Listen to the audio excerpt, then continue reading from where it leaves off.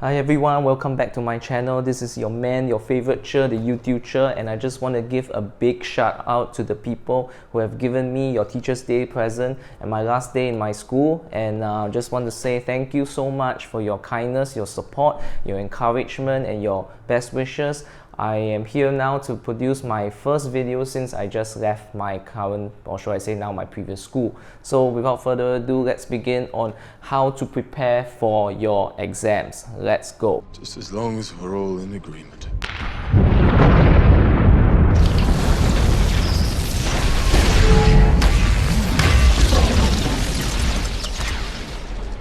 Let's kill him properly this time.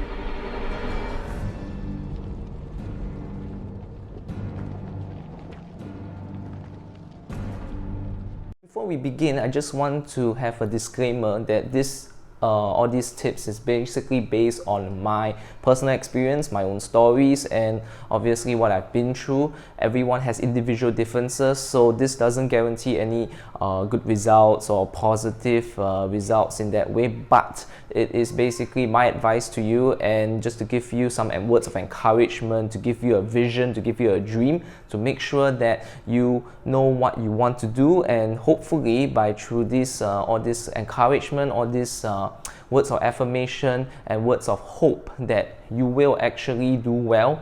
And I guess this is better than nothing, isn't it? So basically, let's dive into the first reason. The first way that I remembered how I prepared for my exams was to know my or your why.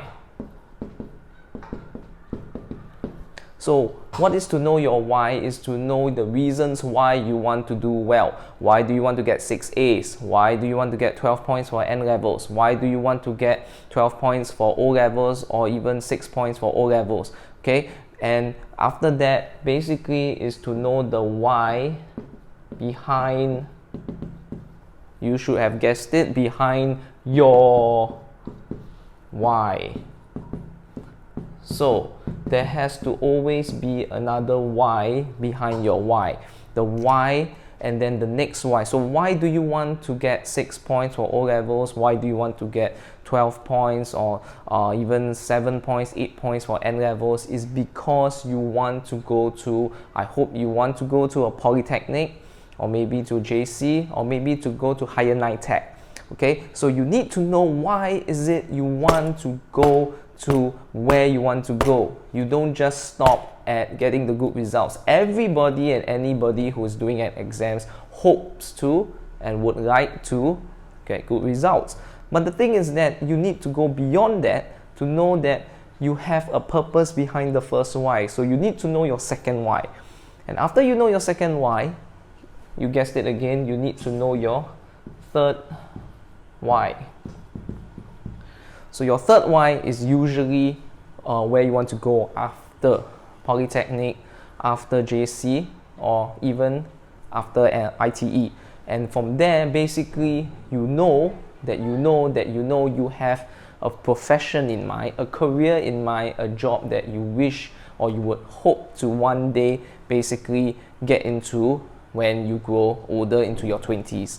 Alright, nobody's going to be like Peter Pan. You're not going to be staying at the same age and never grow up. You will grow up, you will become older, you will become an adult. Some of you watching this video right now, you're probably a young adult. Some of you probably even in university right now, in JC right now, my ex-students, welcome back. Nice to see you again. Shout out to you if you're watching this video and you're doing national service right now. You make sure you have a why, that you have a motivation, a reason for what you want to do after you get out of national service, after you get out of JC, Poly or ITE, and to figure out what happens next, because you will never stay in that uniform, maybe in a school uniform or whatever phase of life you're in forever. Because what I've learned all my life, being a student and now being a teacher, is that change is always a constant. Change is a constant. So basically, I've already gone to the next place, the next phase of my career, and this is a new change for me, doing YouTube videos to hopefully benefit you and also to make a positive change in your life, so to help you and to advise you as well. So change is a constant. Get ready for change, because change is going to come after you.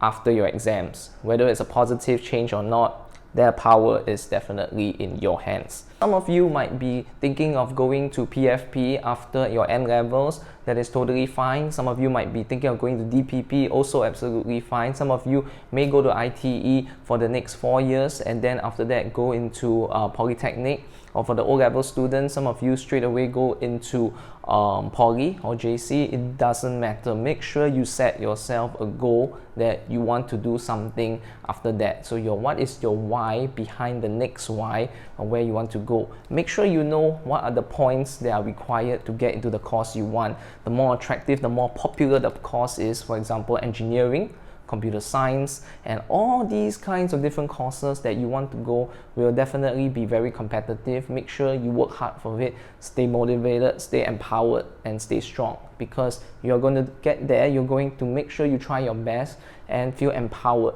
Now, I always tell my students in my classroom that no matter what somebody tells you or calls you, whether it's a negative comment or something that makes you feel sad or feel bad, hey, wake up, wake up, wake up, man, wake up. Because right now the time is here.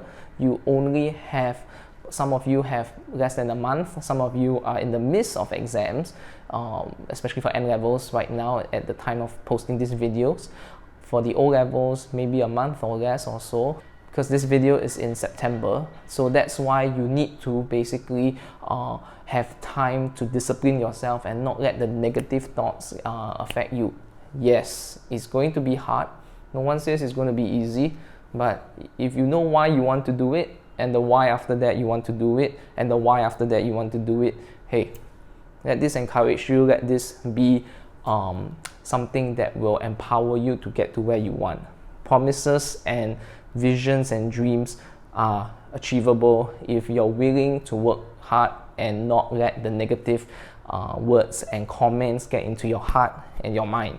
Okay, these things you have to protect in order to stay positive and stay motivated. Anyone tell you, say staying positive is a cliche, hey, you tell yourself, you tell them that being positive is part of being motivated. How are we going to get motivation without positivity? Think about that, huh? Think about that. Okay.